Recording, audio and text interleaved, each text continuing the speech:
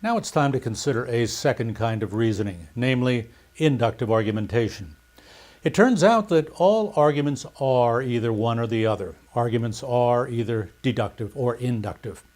However, 99% of the arguments that we encounter in the real worlds of business, medicine, law, science, education, whatever, nearly all are inductive. It is only in specialized domains, such as mathematics and computer programming, that we can regularly deploy the formidable power of deduction. So, what's the major difference between induction and deduction?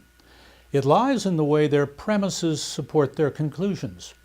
Deductions provide certain or indubitable support, while inductions provide only probable or likely support. Remember, there's a really good test to tell whether an argument is inductive or deductive. If it is possible for the premises of an argument to all be true and the conclusions still be false, then the argument is inductive. If it's impossible for the premises to all be true and the conclusion to be false, the argument is deductive. Here are a few examples of inductive reasoning. In the past, former U.S. presidents have consistently praised the FBI and the Department of Justice. Thus, it's likely that the current president will do the same. All 10 of the coins I pulled out of this bag thus far have been quarters, so my bet is that there is nothing but quarters in this bag. The stock value of companies that make tax preparation software, such as TurboTax, often goes up in anticipation of April 15th, the tax filing deadline. As a result, I'm investing in Intuit, the parent company of TurboTax, in early March. As you can see, the reasoning in these examples is non-conclusive. The conclusions of these inductive arguments can only be said to follow with likelihood or probability and never with certainty. We should also note that inductive arguments are defeasible arguments. That's a technical term. Since by adding further information or premises to the argument, we can overturn or defeat the verdict that the conclusion is well supported by the premises. So, for inductive arguments, our evaluations are subject to revision in light of new evidence. New information might make the conclusion of an inductive argument more or less probable, and so we might be forced to revise our initial assessment accordingly, saying that the argument is stronger or weaker. Inductive arguments whose premises give us a strong, even if potentially defeasible reason for accepting the conclusion are called, unsurprisingly, strong inductive arguments. In contrast, an inductive argument that doesn't provide credible reasons for accepting the conclusion is considered to be weak. Since inductive arguments have a different, more modest goal than their deductive cousins, it would be unreasonable for us to attempt to apply the same evaluative standards to both kinds of arguments.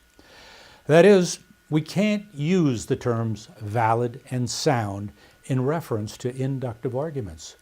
The concepts of validity and soundness can be applied only to deductions.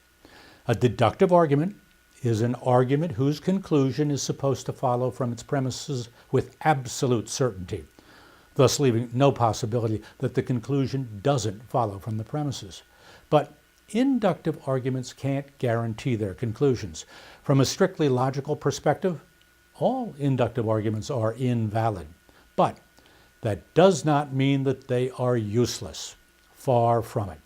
Instead, we will say of inductive arguments that they are relatively strong or weak, depending on how probable their conclusions are in light of their premises.